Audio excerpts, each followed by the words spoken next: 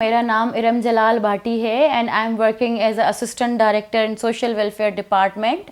میں مٹیرے کے ایک چھوٹے سے گاؤں حاجی کمبو خان باٹی سے بلانگ کرتی ہوں. میرے بابا ڈپٹی کنٹرولر ہے سول ڈیفینس میں اور ان کی بھی پوسٹنگ مٹیرے میں ہی ہے. اور میرے لیے یہ سب سے فخر کی بات ہوگی کہ ایک ڈسٹرکٹ میں باپ بھی آفیسر ہے اور بیٹی بھی آفیسر ہے. سب کے لیے یہ فخر کی بات ہوگی. اور میری ارلیئر ایجوکیشن جو ہے وہ حیدرآباد سے ہے. اس کے بعد بیچلرس اور ماسٹرس میں نے پرائیویٹ سائٹ سے کی اور میری ماسٹرس اکنامکس سے ہے. ہر کسی کی اسٹوری میں ہرڈلس ہیں, مشکلات ہے کافی ساری. ایسے ہی میں آپ کے ساتھ اپنی اسٹوری شیئر کرنے جا رہی ہوں. میں مٹیرے کے ایک ایسے گاؤں سے بلانگ کرتی ہوں جہاں پہ لڑکیوں کی اسٹڈی کو اتنا ضروری نہیں سمجھا جاتا, اتنی تعلیم نہیں دی جاتی لڑکیوں پہ. لڑکوں پہ انویسٹ کیا جاتا ہے, لڑکیوں کی تعلیم کو اتنا ضروری نہیں سمجھا جاتا. پر میرے پیرنٹس وہ پہلے پیرنٹس تھے جنہوں نے ہمیں سپورٹ کیا, ہمیں گاؤں سے ادھر حیدرآباد میں شفٹ کیا, ہمیں اچھی تعلیم دی. جبکہ میری امی مائی لیٹ مدر, اللہ پاک ان کو جنت نصیب کرے, انہوں نے ہمیں پورا سپورٹ کیا. جبکہ وہ ان ایجوکیٹڈ تھی, وہ اتنی پڑھی لکھی نہیں تھی. اور میرے بابا انہوں نے ہمیں ہمیشہ بیٹوں کی طرح سمجھا ہے, ہمیں کبھی اپنی بیٹیاں نہیں سمجھا. میرے حساب سے ایک اسٹرانگ سکسیس وومن کے لیے پیرنٹس کا سپورٹیو ہونا بہت زیادہ ضروری ہے.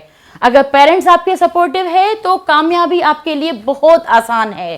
تو میں سب ان پیرنٹس کو کہنا چاہوں گی, اسپیشلی میرے مٹیارے کے, میرے گاؤں کے پیرنٹس کو کہنا چاہوں گی کہ آپ اپنی بیٹیوں کو آزادی دیں, آپ اپنی بیٹیوں کی تعلیم پہ فوکس کریں, آپ ان کو سپورٹ کریں, آپ ان کو اچھی تعلیم دلائیں تاکہ وہ کل کو اس کو صحیح یا غلط میں پتہ چل سکے کہ کیا صحیح ہے کیا غلط ہے. کیونکہ ایک عورت ہی اچھے سے سماج چلا سکتی ہے. میرے حساب سے لڑکیوں کی پڑھائی بہت ضروری ہے اس کمپیئر ٹو بیٹوں کی پڑھائی سے. اب میں آپ کو بتاؤں گی how to crack the one paper exam. S P S C میں ایک سال میں ہزاروں جابس آتی ہیں.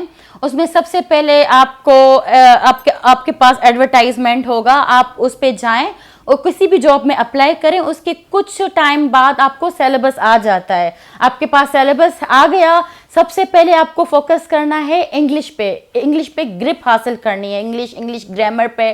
اس کے بعد آپ کو general knowledge, everyday science, اس میں ڈفرینٹ بکس ہیں, آپ اس کو دیکھیں. اور مین جو چیز ہے, آپ آپشنس کے ساتھ نہیں پڑھیں. اچھا, آپ جو بک لیتے ہیں اس میں 4 آپشنس ہوتے ہیں. پھر ایسا ہوتا ہے, میرے ساتھ تو پرسنلی یہی ہوا ہے, اگر میں نے بکس میں پڑھا ہے تو میں نے 4 ہی آپشنس میں نے دیکھے تو مجھے اسی ٹائم وہ 4 ہی آپشنس ہٹ ہوتے ہیں کہ یہ ہو سکتا ہے وہ ہو سکتا ہے. تو میرا ایکسپیرینس یہ ہے کہ آپ بہتر ہے جو سوال ہے اسی کا جواب دیکھیں, آپ 4 آپشنس کے ساتھ نہیں پڑھیں.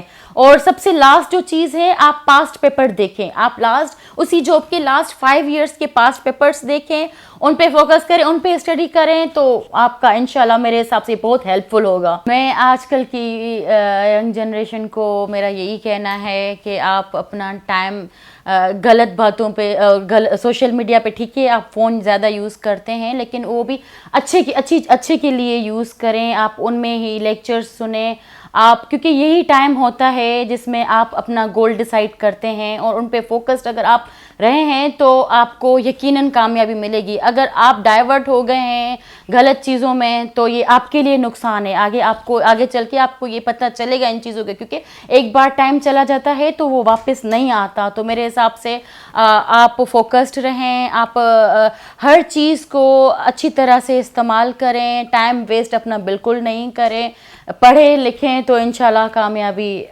آپ کے ہاتھوں میں ہوگی. ریڈنگ ہیبٹس کو ایسے ڈیولپ کیا جاتا ہے کہ آپ اگر آپ نے ماسٹرز کر لیے اس کے بعد آپ ڈفرینٹ ناولز پڑھیں. آپ کو اگر بک ریڈنگ بورنگ لگتا ہے تو آپ ناولز پڑھیں, اس میں انٹرسٹنگ اسٹوریز ہیں. آپ اس کو ایک اچھے طریقے سے پڑھیں گے تو آپ کی ریڈنگ یقیناً بہت زیادہ اچھی ہو سکتی ہے.